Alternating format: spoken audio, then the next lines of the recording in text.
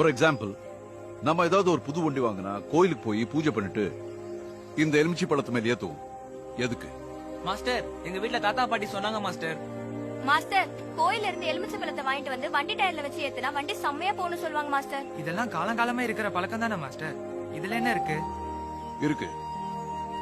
அந்த காலத்துல வண்டி என்னால மாட்டு வண்டியும் குதிரை வண்டியும் தான். இந்த மாடு குதிரை இருக்குல்ல, கல்லு மண்ணு சேறு சகதி இந்த புல்லு இது மேல எல்லாம் நடக்கும். இது உங்களுக்கும் தெரியும்.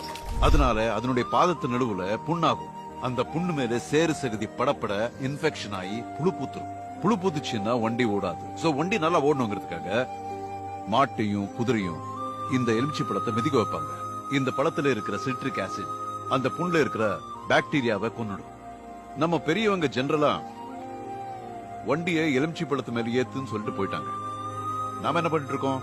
என்ன ஏதுன்னு ஒரு கேள்வி கேட்காம இன்னைக்கு வரைக்கும் ரப்பர் டயரை அது மேல ஏத்திட்டு இருக்கோம். See, the problem is நம்ம பெரியவங்களுடைய நோக்கத்தை நம்ம சரியா புரிஞ்சுக்கணும். அண்ட் நம்மள கொஸ்டினுக்கு ஆன்சர் எழுதியே பழகிட்டோம். கொஸ்டினுக்கு ஆன்சர் எழுதினா மார்க்ஸ் கிடைக்கும். அதே கொஸ்டின் நீ கேட்டா அறிவு வளரும். அதுக்கு இன்னொரு பேரு டிஸ்ரப்டிவ் திங்கிங்.